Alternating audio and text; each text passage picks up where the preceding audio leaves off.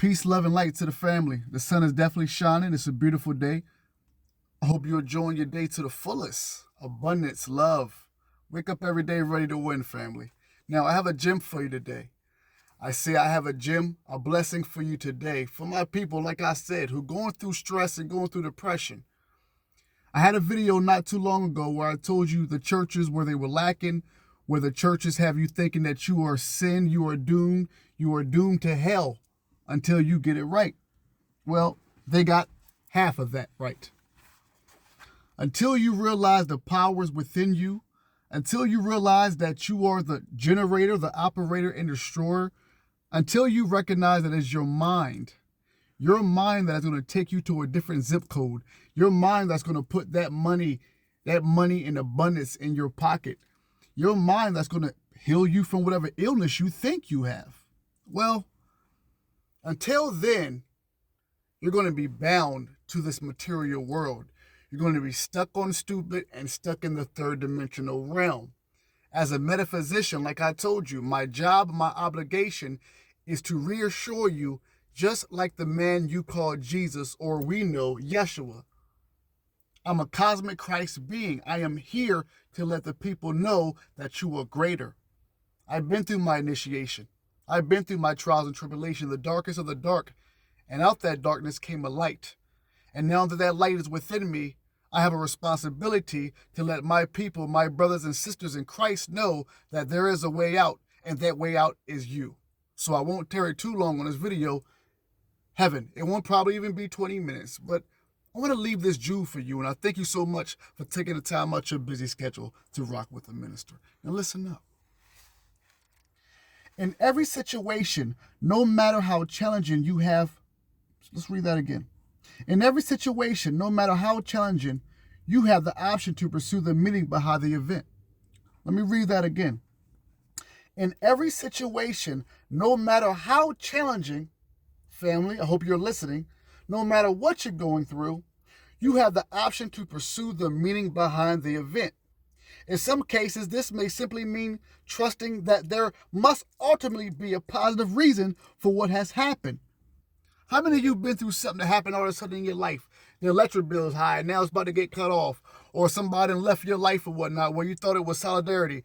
How many of you out there have been through situations like that?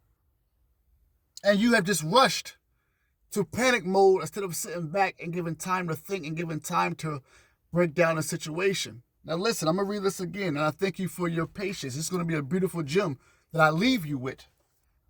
In every situation, to those listening right now, no matter how challenging, you do have the option to pursue the meaning behind the event.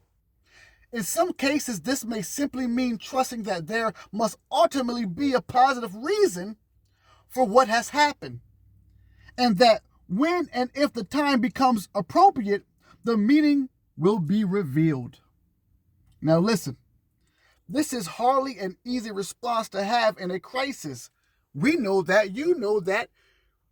You ever lost your wallet, had $800 in cash, and you had some cards that had money in it? You could have somebody in the passenger side like, man, don't worry about it, man, we're going to find it. You don't want to hear that. You in panic mode right now. You need to find that wallet so you can get your money, do what you got to do with your money, and have what's yours. Listen to this. This is hardly an easy response to have in a crisis, especially during the life and death situation that illness can often be. Now, when I'm talking about illness in this situation, in this video, I'm not just talking about what you call SICK or COLD. I don't even use the words in my dictionary or my vocabulary. I'm talking about also poverty is a sickness. You thinking that you can't get nothing in life, that is a sickness. Being in toxic relationships and thinking you are bound, that is also an illness. So let's keep on going. This is hardly an easy response to have in crisis, especially during the life and death situation that illness can often be. But it is the response that will bring you the most power and the clearest guidance. We respond to crisis using the three powers, and we're going to break these powers down. And I do know that after I break this down, you're going to have a better understanding of yourself and a better way to communicate with yourself, knowing that there are certain patterns that are brought and given and embedded to you that you don't even know about.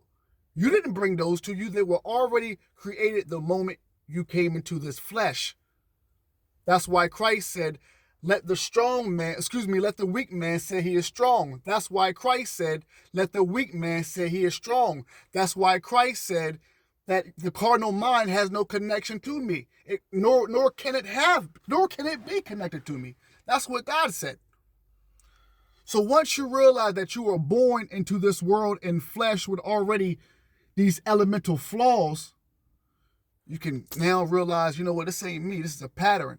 Now, I have the power and the ability now to not get rid of this, because remember, Christ said, resist not evil, but to make it your biatch. And that's just what it is. The same things that bound you now, the same things that prevent you from getting the money you want, from getting the love you want, from getting that house, that car you want, that's the same things that in actuality are supposed to be your biatches. King Solomon held 72 demons, bound them. That's a whole different conversation. Let's keep on going. Thank you for your patience. We respond to crisis using the three powers in the same order as we have developed them, both historically and individually. Now, these are the three powers: tribal, individual, and symbolic. I did a video a while back when I said that your family members are an entity. Some of y'all know the word entity. Some of your family members are, let's scratch that. Family members are entities. So as much as you love your family members, they also have a job, believe it or not, to a certain degree to hold you back.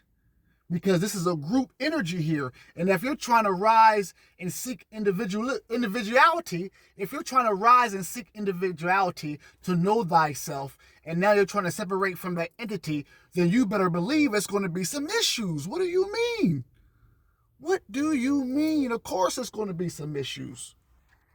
So let's keep on reading. Those three powers are tribal, individual, and symbolic. We're going to break those down in just a few. This response is automatic. It is the way we are programmed to handle situations. Our initial response to the diagnosis of an illness, for instance, is somewhat like our response to an earthquake. The world beneath our feet is shaken to the core. Something powerful and unexpected has happened that could potentially change the most important parts of our lives, including our most intimate relationships and our occupational security. Y'all, how y'all doing out there? I'm not going to hold too much time. There's a gym. It is almost impossible to have a positive reaction right away. It's almost like me telling you about the wallet situation. You might got somebody in the car say, don't you worry, we're going to find that. Sounds good, but man, I just lost my wallet. I don't got time for the positivity right now. Now listen, this is where we talk about magi, about being the magician of your own world. Because in the time that you lose your wallet into that time where it ended up being found, your job is the in-between time to have that composure, have that poise, to know that God has already taken care of it. That wallet's going to be found. No matter what, the results are going to work in my favor. That's mind power. That's what Christ was trying to tell you about. And it can be a hard thing to do in this physical world, but that's mastery. That's mastery. That's self-mastery. That's self-reliance. That's knowing thy power. Let's keep on going. This response is automatic. It is the way we are programmed to handle situations. Our initial response to the diagnosis of an illness, for instance, is somewhat like our response to an earthquake.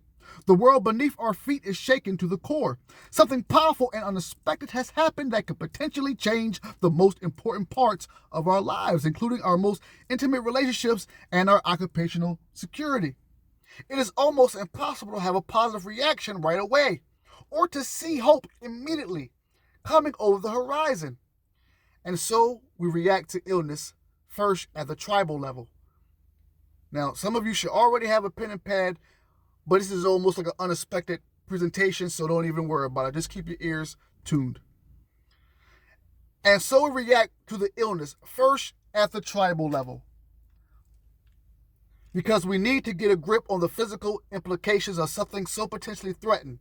We need to understand the complexities of the disease and the options for treatment, and we have to organize our lives so as to cope with the illness. Does that sound familiar to you? That's working at the tribal level. Let's keep going on. After the crisis of illness penetrates our tribal mind through the lower chakras, I had somebody on my Cosmic Christ University told me to do a video about the chakras. I got you. But do understand that the 7 churches in your Bibles are the chakras. Realize the chakras are like wheels. Now, if they're spinning all at once, that's a good balance. But once one block, it throws off the whole. If one chakra, whether the heart, the throat, the solar plexus, if one is blocked, it throws off the rest of them. But let's keep on going with this video. I got that video for you, my brother. I got that video for you.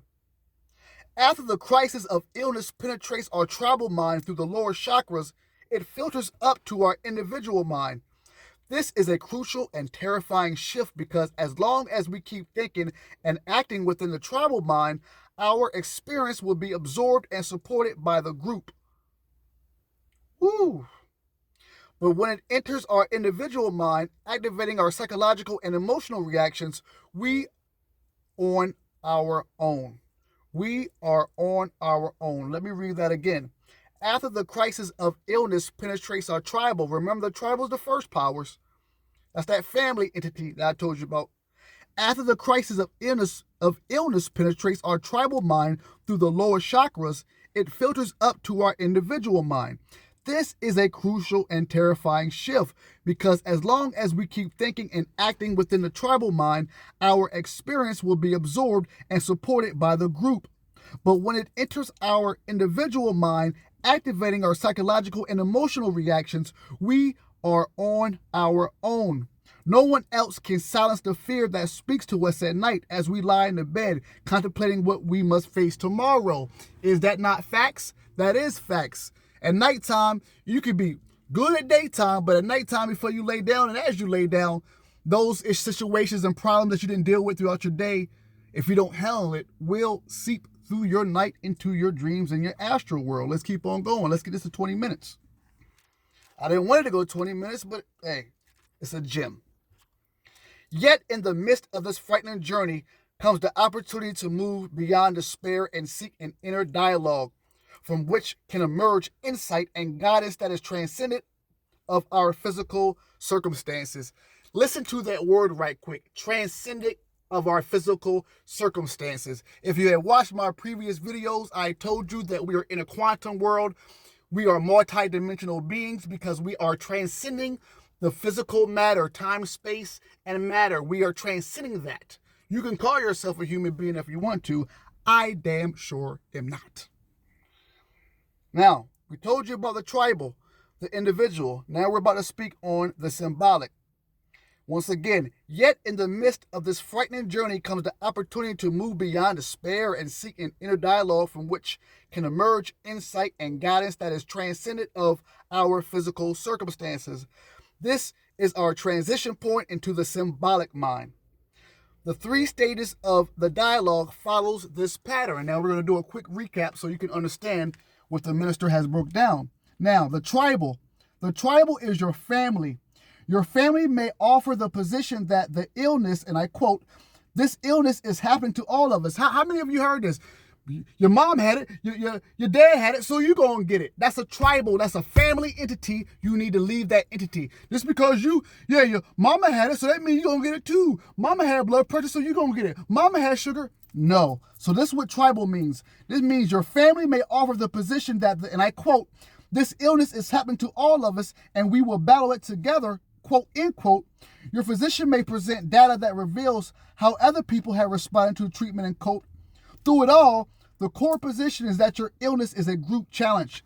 And the central question is, why is this happening to us and are we going to handle it? That's the tribal. Let's go to individual. The reality of what you are facing is seen as the individual challenge that it actually is. It isn't happening to us, it is happening to me. The question that surfaced next is often the most paralyzing. And I quote, what did I do to deserve this? You feel that if you only knew why it was happening to you, you could cope with it. At this stage, self-pity and depression can infiltrate your mind and become and become as great a crisis as the physical illness itself. I'm at 15 minutes. Shoot, I'm almost here, so I can talk a little bit. Some of you go to the hospital, and the moment the doctor say you got this is when you shut down. You go church every Sunday. Some of you go church more than that. You say you love God, but then as soon as the doctor say you got something, you shut down. You forgot that God is good, God is all, God is the same as yesterday, today, and forever. So who are you really loving? The doctor? You put your trust in man, or you put your trust in God? That's a rhetorical answer, because I know exactly what you church folks are doing, obviously.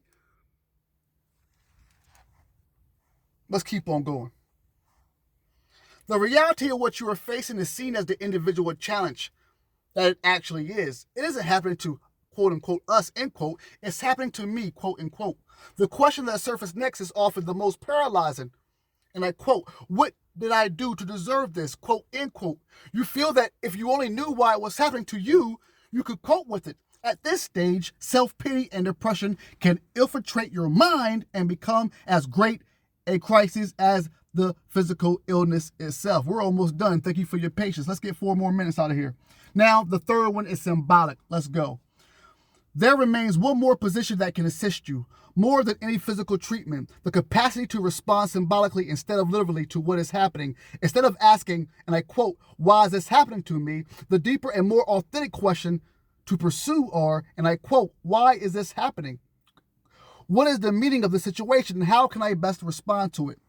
Conceive what is occurring to you to the most impersonal terms you can attain. And from that position, in that moment, consider what your most empowerment responses should be.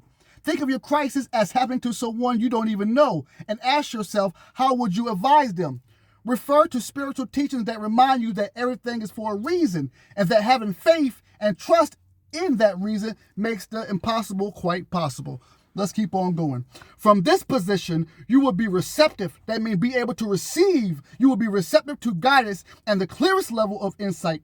From the symbolic dimension, this is your subconscious, your subjective, but let's keep on going. We're almost done. From the symbolic dimension, you can see your illness within the context of your whole life, far beyond what is happening in the moment. You become able to identify, understand, and dialogue with your archetypal patterns, seeing clearly those repetitive challenges that have formed the ongoing dynamics of your life. Through this process, you become better able to live comfortably with the mystery you have been dealt, because you now have a means by which to draw comfort from. That is so important. Once you start understanding the patterns, once you realize the patterns, you realize you need to do a change. Romans 12:2. Let's finish up, and I thank y'all for your patience. I say let's finish up, and I thank you for your patience. You have a means by which to draw comfort from that mystery. The unanswered parts of your life no longer keep you stuck in your history, but become a rich lens through which you can know more about your own path of evolution. This is the climate in which genuine guidance thrives. The symbolic mind, or that subconscious mind, or your soul, the subjective mind, the symbolic mind carries the potential to reduce every fear within you to nothing more than meaningless words. With symbolic sight, you can re-enter the physical challenge of an illness armed with a sense of eternity. Bearing in mind these 3 levels of power as a working model of your interior self, it's time to investigate your relationship to the mystery of healing. Christ is here. Cosmic Christ consciousness is here. I'm not here to play. God's laws and principles run this now. Not I, but the Divine Mother and Father. Till next time, stay blessed.